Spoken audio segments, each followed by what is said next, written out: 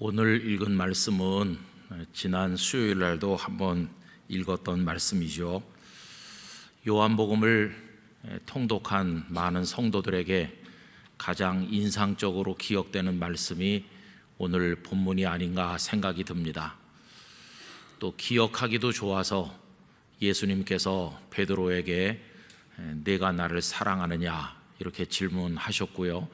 또 베드로는 3번 예수님께 내가 주님을 사랑하는 줄 주님께서 아시나이다 라고 대답을 하였습니다.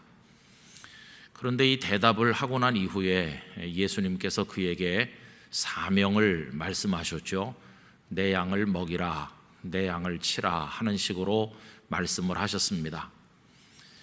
그런데 가만히 생각을 해보면 예수님께서 이 시몬 베드로에게 사명을 말씀하신 것은 여기가 처음은 아닙니다. 맨 처음으로 사명을 말씀하신 것은 그를 제자로 부르시던 바로 그 장면이죠.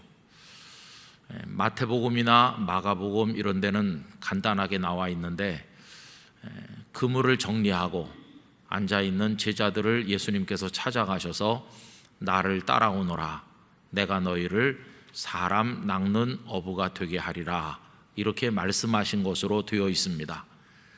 그러니까 예수님께서 제자들을 부르시면서 맨 처음으로 주신 사명은 사람을 낚는 어부가 되는 것, 그게 사명이었습니다. 많이 말씀드린 것처럼 누가복음 5장에서는 밤새도록 그물질을 했지만 한 마리도 잡지 못한 그의 배를 빌리셔서 사람들에게 말씀을 전하신 이후에 예수님께서 베드로에게 말씀하시기를 깊은 데로 가서 그물을 내려 고기를 잡으라 하셨고, 엄청난 물고기를 잡은 이후에 베드로가 주님 저는 죄인입니다, 저를 떠나십시오 라고 했을 때 예수님께서 나를 따라오너라, 내가 너를 사람 낚는 어부 되게 하겠다 이렇게 하셨죠. 그러니까 마태복음, 마가복음, 누가복음 공통적으로 예수님께서 시몬 베드로에게 주신 사명은 사람을 낚는 어부 이거입니다. 그런데 오늘 요한복음 21장 다 끝나가는 이 대목에 오면 사람을 낚는 어부라는 사명이 어떻게 바뀌고 있느냐 하면 양을 먹이라 하는 것으로 바뀐 것을 볼 수 있습니다. 여러분, 이 차이는 무엇이라고 말할 수 있을까요? 이런 이야기를 해볼 수가 있죠. 어떤 회사가 있는데 종업원이 몇백 명 되고 물건을 잘 만들어서 잘 팔아서 잘 나가던 회사라고 생각을 해봅시다. 그런데 그만 그 회사가 어떤 어려운 문제로 인해서 갑자기 부도가 났다고 생각을 해보십시오. 그러면 그 사람들은 다 회사를 떠나게 될 것입니다.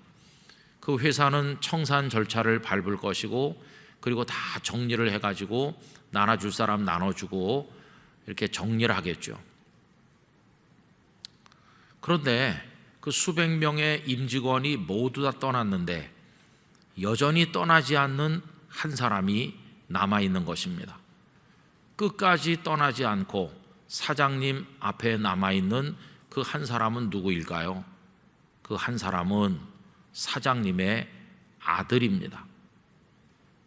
이 아들은 회사가 부도가 났는데도 왜 그 회사를 떠나지 않을까요? 아들도 아버지 회사에서 직원으로 일했는데 다른 직원은 조금씩이라도 받아서 다 떠나는데 이 아들은 왜 안 떠날까요? 그것은 다른 직원들은 돈을 위해서 일을 했지만 이 아들은 아버지를 위해서 일했기 때문입니다. 다른 직원들과 이 사장님의 관계는 일정 시간 와서 일을 하면 보수를 주는 계약 관계 속에서 이루어졌기 때문에 더 이상 일을 맡길 수 없는 지경이 되었을 때 그들은 보수를 받을 수도 없는 것이니까 미련 없이 아쉬워하지만 다 떠나는 것입니다. 그러나 아들은 다르죠. 이 아들과 아버지는 몇 시간 일해주면 얼마간의 보수를 주겠노라 하는 계약에 의해서 맺어진 관계가 아닙니다. 이 아버지와 아들은 세상의 그 무엇도 갈라놓을 수 없는 원초적인 사랑으로 맺어진 관계입니다. 이 사랑의 관계는 생명 관계로부터 나오는 것이죠. 아버지로부터 이 아들에게 생명이 주어졌어요. 이 생명이 곧 사랑이었어요. 그래서 아버지는 이 아기가 태어난 다음부터 긴 세월 동안 먹이고 입히고 키우고 사랑하였습니다. 생명이 곧 사랑이고 사랑이 곧 생명인 것이죠. 여러분, 예수님께서 베드로를 혹은 다른 제자들을 부르시면서 나를 따라오너라, 내가 너희를 사람 낚는 어부가 되게 하겠다라고 하셨던 그 시점, 그들이 처음 제자가 되던 시점에 받은 사명과 오늘 여기 예수님께서 내 양을 먹이라고 말씀하실 때 이 마지막 시점에서 받는 사명은 그 사명의 차원이, 또 그 사명을 받는 사람들이 느끼는 마음가짐이 전혀 다르다고 할 수밖에 없어요. 우리가 상상을 동원해 가지고 베드로가 한번 되어 보십시오. 내가 어느 날 바닷가에 앉아서 그물을 정리하고 뭐 이렇게 어구를 정리하면서 어부로서의 일을 하고 있는데 예수 선생님께서 가까이 오시더니 나에게 사람 낚는 어부 되게 해줄 테니 나를 따르라, 이래서 따라 나섰다 칩시다. 그때 그 마음속에 어떤 생각이 있었을까요? 예수님을 너무도 사랑하기 때문에 내가 예수님을 위해서라면 생명까지 바칠 준비가 되어 있다, 이래서 따라 나섰을까요? 그게 아니죠. 예수님을 안 기간이 아주 짧습니다. 우리가 여러 차례 이야기한 것처럼 이 시몬 베드로의 경우에는 동생 안드레가 먼저 예수님을 알았다고 그랬죠. 동생을 통해서 이렇게 한번 만난 게 전부 다 아니에요. 오며 가며 몇 차례 그분을 먼발치에서 배웠는지 모르지만은 예수님을 알고 지낸 시간이 없어요. 그러니까 뭐 예수님을 사랑하기 때문에 제자가 된다, 이런 얘기는 성립되지 않는 시점이죠. 그냥 그때는 그분이 워낙 대단해 보이니까 따라간 겁니다. 대단해 보이니까 따라간다는 것 속에는 자기 자신을 위한 이기적 계산이 깔려 있는 겁니다. 내가 여기서 물고기나 계속 잡고 사는 것보다는 저분을 따라가는 것이 내 인생의 미래를 위해서 유리하지 않겠나, 이런 계산이 밑에 있는 겁니다. 그러니까 마치 그때는 사장님께서 몇 시간 일하면 일정에게 보수를 줄 테니 우리 회사에 와서 일하시오라고 계약을 하고 적당한 보수를 위해서 일하는 것과 비슷합니다. 무슨 예수님을 향한 뜨거운 사랑이나 뭐 이런 것 때문에 따라간 게 아니에요. 마치 처음 그 회사에 들어간 직원이 나는 사장님을 사랑하기 때문에 이 회사에 취직했습니다, 이렇게 말하지 않는 것과 똑같습니다. 그런데 예수님께서 이런 제자들을 불러 모아서 같이 지나시고 같이 잡수시고 주무시고 말씀을 가르치시고 전능하신 능력으로 이적과 기사를 행하시고 당신의 메시아 사명을 그들에게 보여주시면서 그 시간이 누적돼서 1년, 2년 이렇게 지나는 동안 이 관계가 좀 달라지는 거죠. 여러분, 한 회사를 수십 년 다닌 사람은 비록 사장님과의 계약 관계로 다녔다 손치더라도 정년이 돼서 퇴직하게 되면 눈물이 납니다. 애사심이 생겼고 사장님이 남 같지 않고 형님 같고 내가 늙지만 않았더라면 이 회사에서 더 많이 일하고 싶다, 이런 마음이 있지만은 이제 나이가 들어서 나가는 거 아니겠어요? 남남 관계에서도 이런 정이 생기는 거죠. 그런데 예수님과 제자들의 관계도 마찬가지죠. 처음에는 그냥 저분을 따라다니면 유리할 것 같아, 그래서 따라 나섰는지 모르겠지만 시간이 좀 지나면서 예수님에 대한 신뢰도 생기고 예수님을 사랑하는 마음도 많이 생겼을 거라고 생각합니다. 그래서 예수님께서 당신께서 십자가 달리실 걸 이야기할 때 이 시몬 베드로가 다 주님을 버릴지라도 나는 주님을 버리지 않겠습니다 라고 말한 게 허풍이거나 거짓이 아니라 저는 그게 사실이었을 거라고, 그의 진심이었을 거라고 생각합니다. 사랑이 생긴 거죠. 그런데 문제는 뭐냐 하면 그런 결연한 각오를 말씀드릴 때의 그 사랑은 다분히 성숙되지 못한 사랑이고 인간적인 어떤 열정이 그 밑에 뒷받침된 사랑인데 지켜지지 못할 사랑이죠. 지켜지지 못할 사랑. 그것이 겟세마네 동산에서 실패해서 예수님 십자가에 달리실 때 이들은 모른다고 말하면서 예수님을 배신했고 다 뿔뿔이 흩어졌고 이제 그렇게 나타난 거죠. 그러다가 이제 오늘 여기 요한복음 21장에 왔을 때 이 시몬 베드로는 어떤 상태가 되어 있습니까? 지난 수요일 날 말씀을 드린 것처럼 내가 주님을 사랑하는 줄 주께서 아시나이다 라고 말할 때 이때 이 사랑은 허풍도 아니고 과장도 아니고 거짓도 아니고 진정한 사랑이라고 그랬습니다. 우러나는 사랑이라고 그랬습니다. 주님께서 강요하셔서 어쩔 수 없이 있지도 않은 사랑을 거짓으로 고백하는 그런 사랑이 아니라 너무나 감격해서 나 같은 죄인을 또 찾아오셔서 친히 숯불 피우시고 떡 굽고 생선 구워서 조반을 먹이시는 그 주님의 사랑에 감격해서 사랑이 확 우러나는 거죠. 그래서 이때 이 사랑은 진정한 사랑인데 주님은 이 진정한 사랑을 고백하는 그에게 다시 사명을 말씀하시는데 그 사명이 내 양을 먹이라 하는 사명이라는 것입니다. 여러분, 주님께서 이들에게 주신 사명, 맨 처음에 사람 낚는 어부라고 말씀하신 거하고 내 양을 먹이라고 말씀하실 때 이 두 가지 서로 다른 표현으로 나타난 사명은 어떻게 다른 것일까? 여러분, 사람을 낚는다, 그 앞에 사람은 빼고 그냥 낚는다고 해봅시다. 낚는다. 그럼 이 제자들은 평생 물고기를 낚았기 때문에 여러분, 낚는 데 있어서 무슨 사랑이 필요한가요? 낚는다는 것은 다분히 일회적인 어떤 동작에 의해서 이루어집니다. 배를 몰고 나가서 준비된 그물을 쫙 던져가지고 끌어올리면 물고기가 그 안에 들어있거든요. 그걸로 끝나는 겁니다. 낚는다라고 하는 것은 배를 몰고 나가 그물을 던져서 걷어올리는 그 단순한 동작으로 완성되는 겁니다. 낚는다. 뭐 그걸 위해서 굉장한 사랑이 필요하다던가 그런 게 필요 없지요. 그런데 요한복음 21장 오늘 본문에 와서 양을 먹이라 라고 하는 사명은 사랑이 없이는 못하는 겁니다. 양을 먹인다고 하는 것은 일회적 행동이 아니라 지속적으로 이루어지는 사랑의 과정이라고 할 수 있어요. 여러분, 마치 어린 아이를 낳은 어머니께서 이 아이를 키울 때 그냥 한 끼 식사를 차려주고 끝내면 되는 겁니까? 그건 아니잖아요.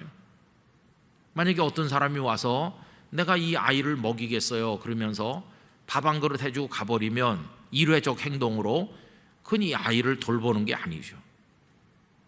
그래서 여러분, 일회용 어머니는 존재하지 않는 겁니다. 일회용 어머니, 그런 어머니는 없어요.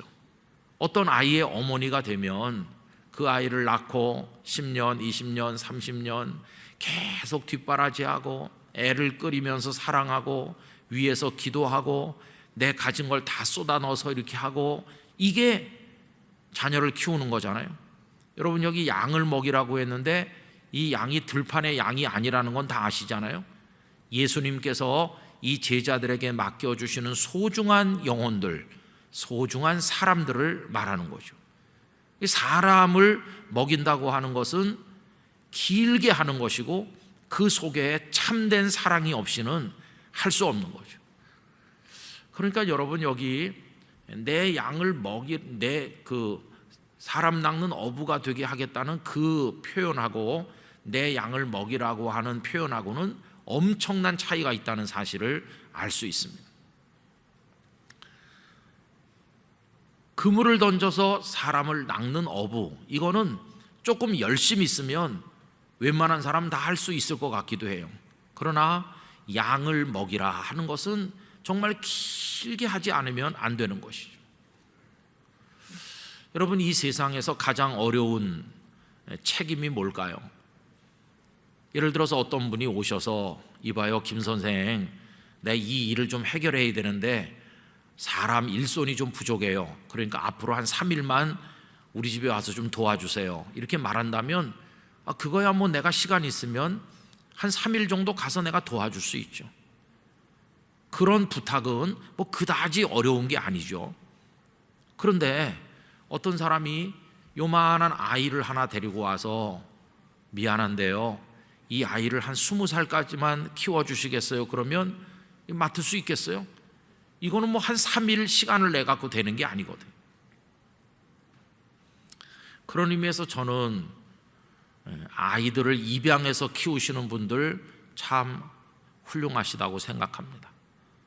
한 아기를 입양한다는 것은 그냥 몇 차례 밥을 먹여주면 끝나는 게 아니잖아요. 거긴 정말 참 사랑이 있지 않고는 감당할 수가 없어요. 사랑 없이 입양한 사람들이 가끔 그 아이를 파양해서 씻을 수 없는 상처를 주는 걸 우리가 알고 있는데, 그래서 여기 양을 먹인다는 표현 속에 들어있는 것은 말할 수 없는 사랑이죠. 사랑 없이는 감당할 수 없는 사명이죠. 그래서 여러분, 오늘 이 말씀의 제목을 사명은 사랑으로부터 이렇게 했는데 그 이유가 바로 여기 있는 것입니다. 이 사명을 감당하기 위해서는 진정한 사랑이 있지 않으면 안 되는 것이고, 왜 예수님께서는 처음에 그들을 처음 부르실 때 내 양을 먹이라 이렇게 안 하셨을까?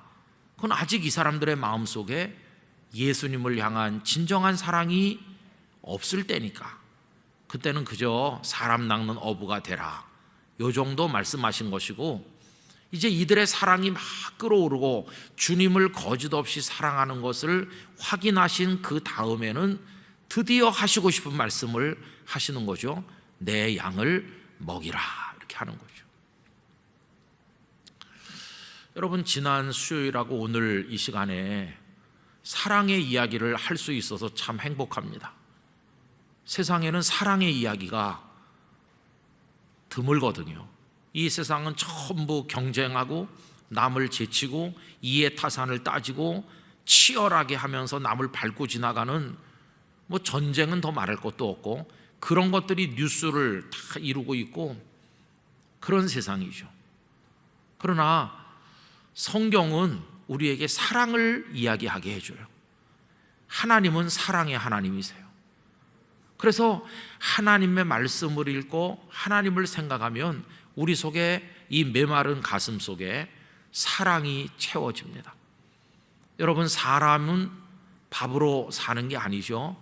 예수님께서 말씀하시기를 사람이 떡이나 밥이나 이런 양식으로 사는 그런 것들로만 사는 게 아니라 하나님의 입에서 나오는 모든 말씀으로 산다고 하셨죠. 그런데 여러분, 하나님의 말씀이 뭡니까? 그게 다 사랑이거든요. 결국 오늘 우리가 이 자리에 있고 하나님을 예배하는 자가 된 것은 하나님께서 우리를 사랑하셨고 사랑하시기 때문인 것입니다. 예수님께서 우리를 사랑하셔서 십자가를 지시고 부활하셨기 때문에 그 사랑으로 오늘 우리는 이 자리에 있게 된 것입니다. 그래서 여러분, 나라고 하는 존재는 무엇으로 빚어 만들어졌나? 적당한 살과 적당한 뼈로 빚어 만들어졌다, 이렇게 생각하면 너무나 물질주의적인 표현이고, 저는 이렇게 말하고 싶습니다. 우리 각자는 주님의 사랑으로 빚어진 줄로 믿습니다. 주님의 사랑으로 빚어졌어요. 여러분, 주님께서 사랑하셔서 우리를 오늘 예배자로 빚어 만들어 주신 줄 믿는다면 눈꺼풀이 좀 처진다고 원망하지 마시기 바랍니다. 사랑인데 뭐 사랑, 다 주님의 사랑이.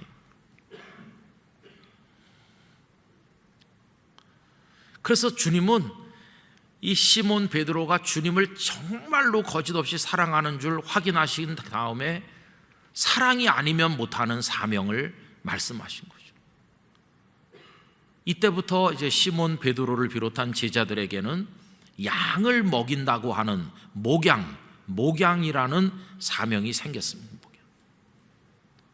우리 한경직 목사님 기념사업회에서 우리 남한산성에 있는 영락수련원에서 1년에 몇 차례 목회자들과 사모님들을 위한 포이메네스 영성 수련을 하는데요, 그게 이제 목회, 목양 이런 주제를 가지고 하거든요.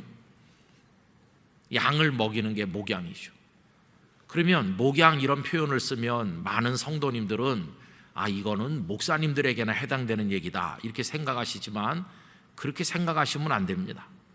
모든 그리스도인들에게 주신 사명, 조금 달리 말하면 예수님을 거짓없이 사랑하는 성도 모두에게 주신 사명이 목양하는 것입니다. 양을 먹이는 것입니다.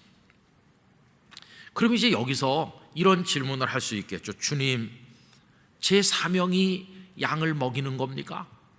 그러면 저는 어떻게 양을 먹일 수 있는지 아무것도 아는 게 없는데요, 사랑으로 양을 먹이는 건 어떻게 하는 겁니까? 방법을 알려주십시오 라고 질문한다면 이미 대답이 나와 있어요. 목양을 어떻게 하는지 이미 그 방법이 다 이미 대답이 나와 있어요. 그 대답이 뭡니까? 예수님의 대답은 이걸 겁니다. 목양을 어떻게 하느냐고, 내가 너에게 한 대로 하면 되는 거다. 이게 예수님의 답이죠. 예수님께서 이 시몬 베드로에게 어떻게 하셨는지 지나간 여러 해 동안, 그게 바로 앞으로 베드로가 목양해야 될 방식인 것이죠. 그럼 여러분, 예수님께서 시몬 베드로에게 어떻게 하셨나요? 우선 맨 처음에 그를 눈여겨보셨죠. 그에게 관심을 두셨죠. 그를 당신의 사람으로 삼으시기로 작정하셨습니다. 그게 뭐냐 하면, 동생 안드레가 형님 시몬을 예수님께 데리고 와서 이렇게 만나게 했던 그 대목에서 요한복음 1장 42절인가 거기 보면 예수님이 이렇게 말씀하시거든요. 이제는 너의 이름을 시몬이라 하지 않고 게바라 하리라. 게바는 번역하면 베드로라 이렇게 돼 있거든요. 이게 무슨 뜻입니까? 예수님 마음속에는 이 시몬은 전혀 모르는 동안에 이미 그를 당신의 제자로 삼아 사랑하고 훈련하셔서 복음의 증인되게 하고 천국에 인도하여 하늘에 면류관을 씌운 그런 준비가 주님의 마음속엔 다 돼 있는 거예요. 이미 주님의 뜻은 정해져 있는 거죠. 여러분, 우리 각자를 향한 하나님의 뜻은 이미 정해져 있는 것입니다. 우리들을 불러서 하나님의 아들과 딸로 삼으시기로 하나님께서 영원 전부터 작정하셨기 때문에 우리가 주님의 사람이 된 것입니다.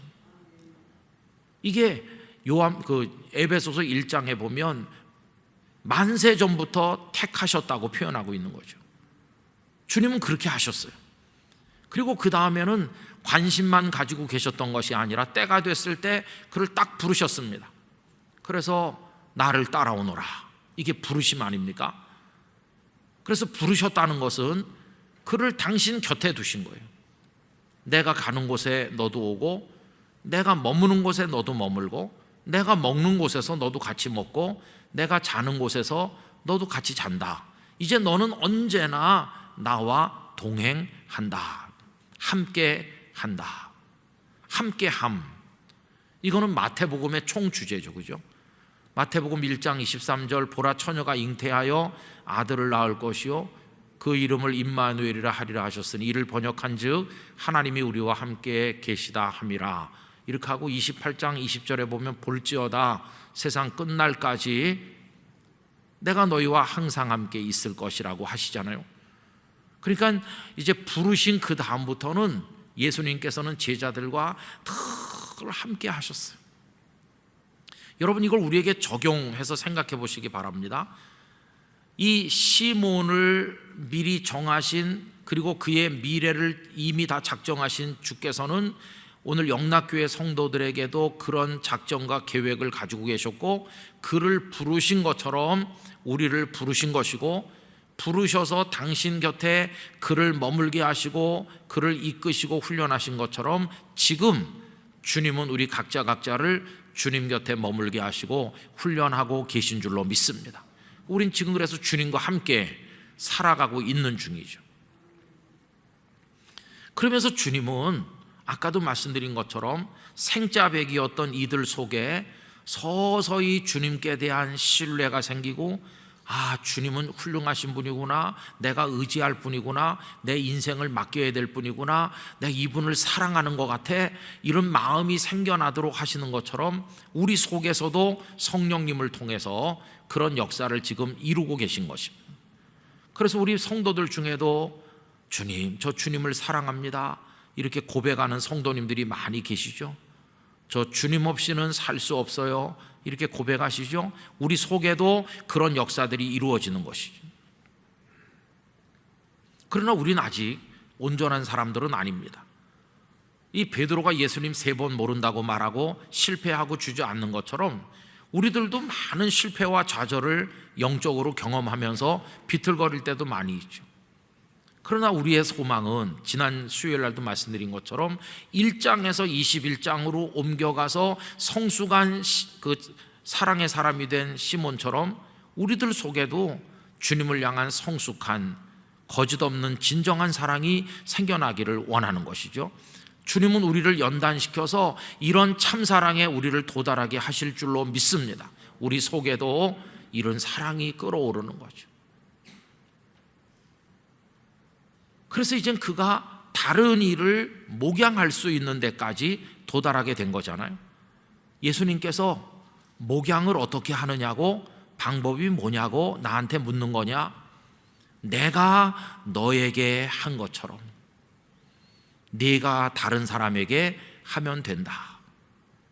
내가 너에게 관심 가진 것처럼 너 다른 이에게 관심을 가지고, 내가 너를 늘 내 곁에 같이 둔 것처럼 너는 앞으로 많은 이들을 내 곁에 함께 있게 하고, 내가 끊임없이 너를 사랑으로 가르친 것처럼 너도 복음을 그들에게 끊임없이 가르치고,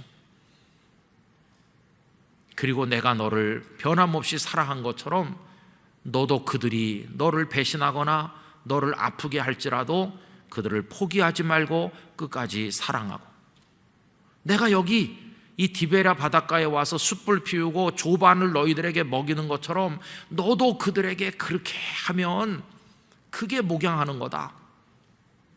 그들도 미성숙한 단계로부터 출발해서 성숙한 단계, 진정한 사랑의 그리스도인으로 자라게 될 것이고, 그들이 나가서 또 다른 사람을 목양하게 될 것이다. 이렇게 예수님께서 이들을 가르치셨다고 할 수 있겠습니다. 결국 이렇게 보면 오늘 우리가 이 자리에 있는 것은 주님께서 지금 사랑으로 우리들을 목양하고 계시기 때문이고, 우리 각자에게도 목양해야 될 책임이 주어졌다고 할 수 있는 것이죠. 여러분, 오늘 수요 2부 기도회를 드리는 이 시점까지 우리가 하늘에서 뚝 떨어졌거나 갑자기 땅에서 쑥 솟아난 게 아님을 알아야 됩니다. 긴 세월 동안 하나님께서는 우리를 사랑으로 돌보셨는데, 그것이 주님께서 우리를 목양하신 것입니다. 태어나서 오늘 여기 이르기까지 하나님의 손길은 다 그렇게 역사하는 것입니다.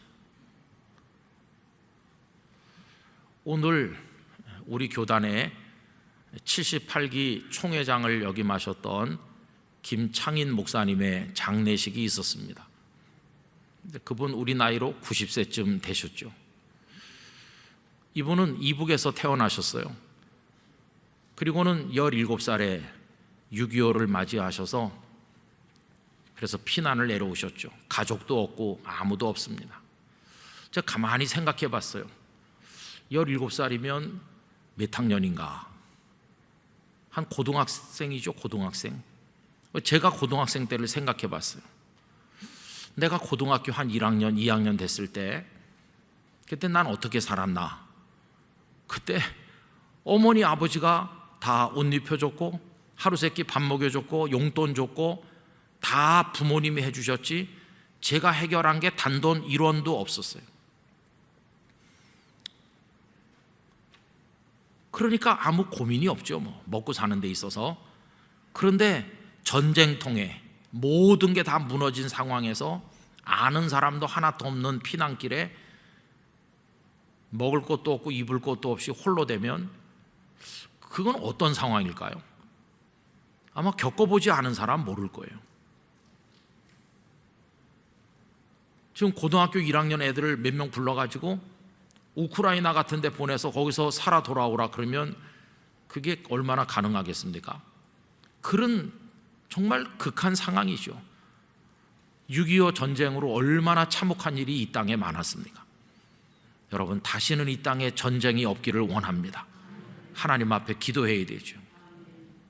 그래가지고 이제 부산까지 떠밀려 내려오신 거예요. 이제 하나님께서 그분을 당신의 종으로 쓰시기 위해서 목양을 하시는 걸 보세요. 그분이 다 굶어 죽어야 될 상황인데 폐결핵이 돼가지고 각혈하고 어려운 지경에 이제 처한 거죠. 먹지 못하고 그렇게 이제 떠밀려 내려왔으니까 오죽하겠습니까? 근데 거기 부산에 지금은 이름이 바뀌어진 자그마한 교회가 있는데 그때는 삼성교회라고 교회 이름이 삼성교회였어요. 저희 집에도 삼성교회 사진이 있고 그 목사님 집에도 삼성교회 사진이 있죠. 어떻게 그럴 수 있을까요?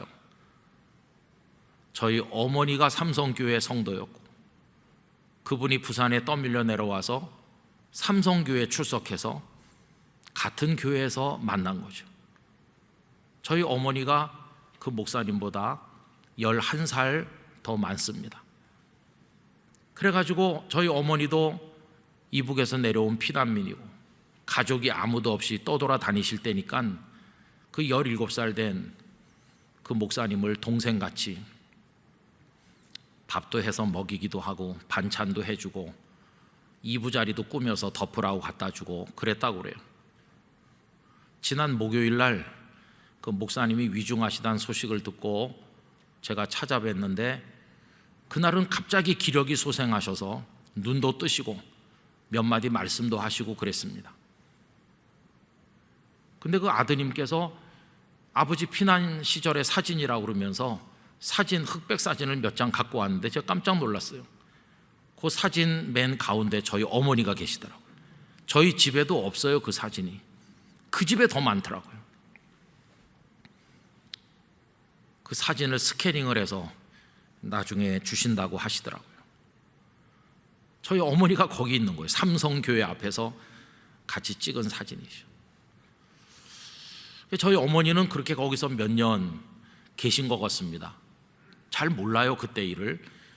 그리고는 저희 어머니는 어느 가정에 파송을 받으셔서 저 충무, 통영이죠. 그 앞에 비진도, 한산도, 거제도 이렇게 다 돌레돌레 있는 곳인데 그곳에 그 어촌 마을에 건너가서 교회 없는 곳에 사람들에게 전도를 하고,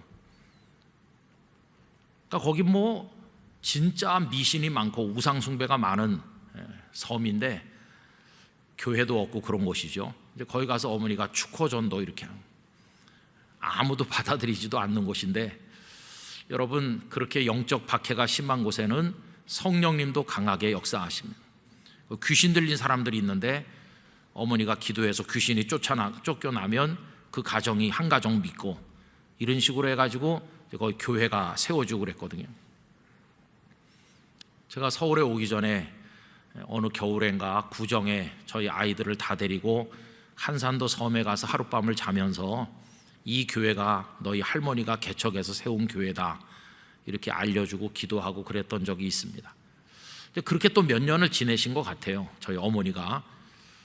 그리고는 몇 해 후에는 이제 그 부산과 경남의 삶을 정리하시고 서울로 올라오신 거예요.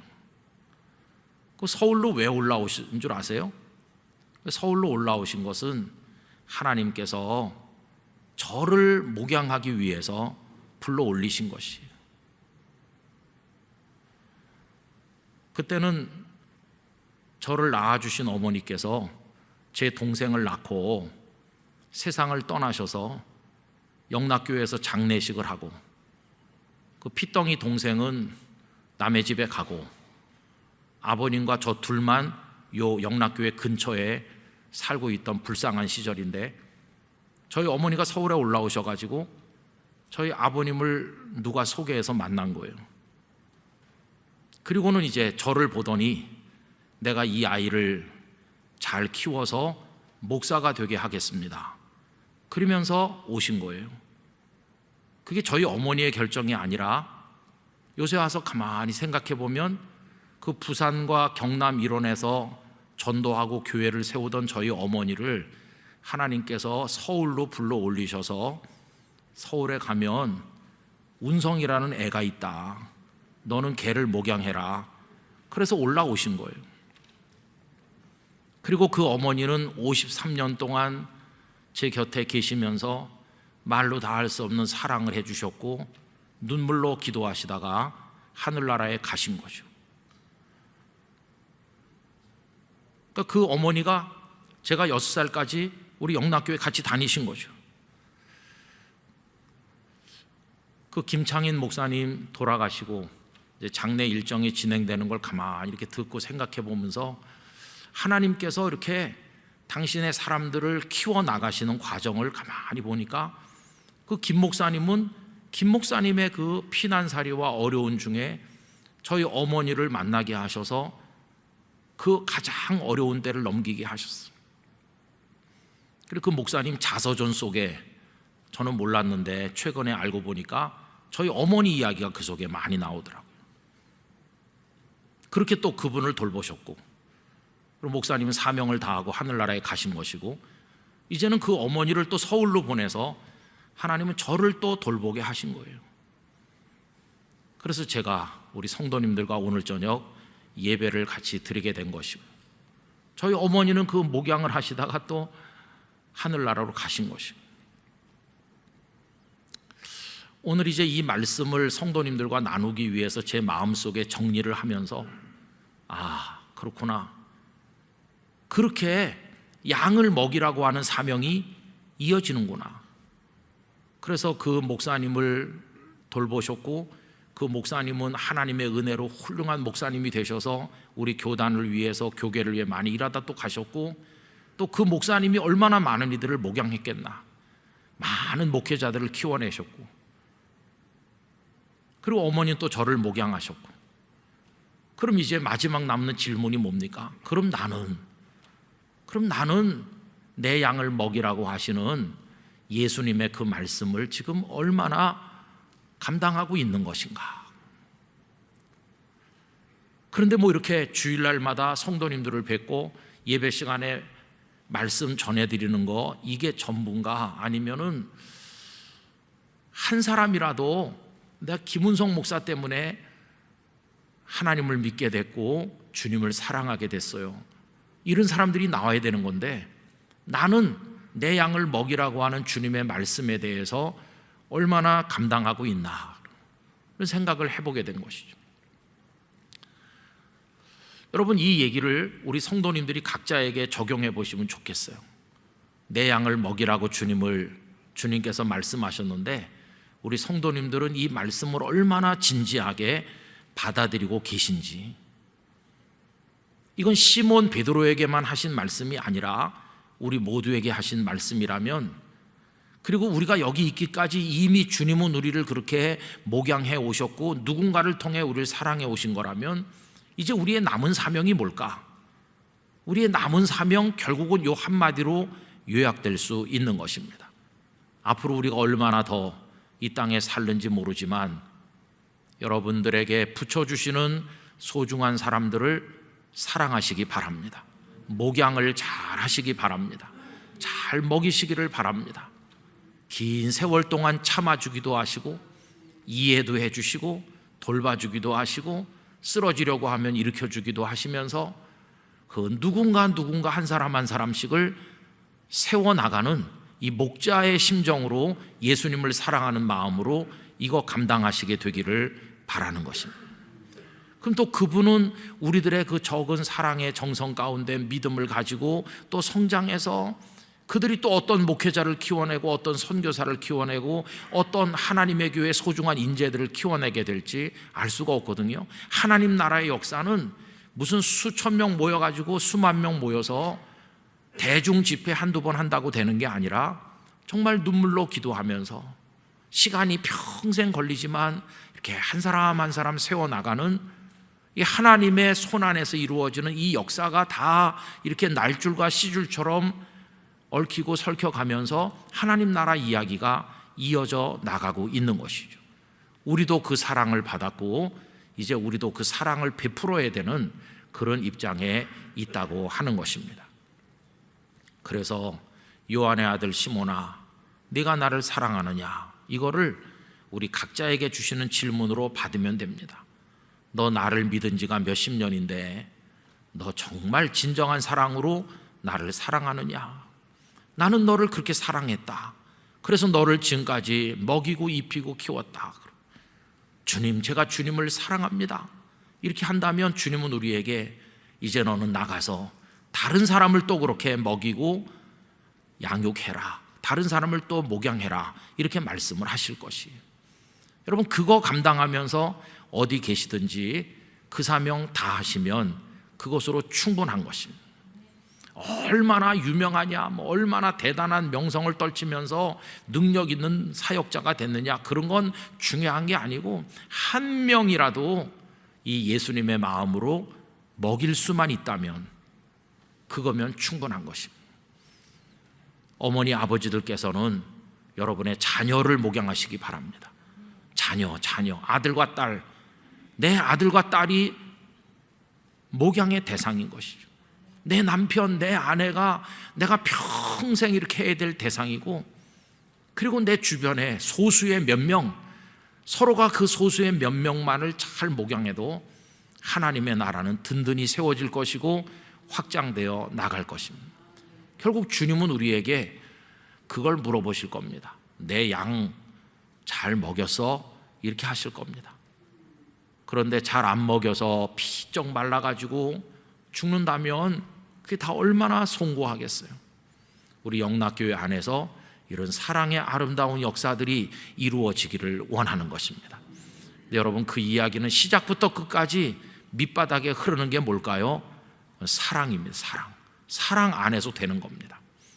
그래서 살아있는 교회인가 죽은 교회인가 하는 것을 볼 수 있는 것은 이 사랑의 원리에 의해서 믿음의 선배들이 후배들을 양육하고 부서마다 이 사랑으로 배려하고 이해하고 축복하면서 교회 학교든지 어디서든지 구역이든지 다 이렇게 하는 교회는 그게 살아있는 교회지만, 그런 사랑이 바싹 마른 채로 어떤 제도와 조직만 남아가지고 행정 처리만 하는 교회는 죽은 교회입니다. 감동도 없고요, 거긴 기쁨도 감사도 없는 것이죠. 영혼이 살아나는 역사는 그런 데서는 이루어지지 않는 것입니다. 우리 영락교회가 규모가 크기 때문에 이런 사랑의 이야기를 하기가 참 어렵지만은 여러분들이 계신 곳곳에, 거기가 여전도회든지 남선교회든지 구역이든지 소그룹이든지 어디서든지 재직 부서든지 하여튼 어디서든지 이 사랑으로 감당하는, 양을 먹이는 아름다운 이야기들이 우리 교회 안에 풍성해지기를 간절히 원하는 것입니다. 먼저는 성도님들의 가정에서부터 이루어지기를 축원합니다. 이렇게 해서 하나님의 뜻을 이루는 우리 모두가 되기를 진심으로 기원합니다. 기도하겠습니다. 거룩하신 하나님 아버지, 진정한 사랑을 확인하신 이후에 가장 소중한 사명을 말씀하셨습니다. 내 양을 먹이라 하셨습니다. 주께서 저희들을 오늘까지 목양하셨으니 이제 저희도 그 사랑을 받은 사람으로 저희의 남은 삶을 이를 위하여 드릴 수 있도록 인도해 주시옵소서. 예수님의 이름으로 기도드리옵나이다. 아멘.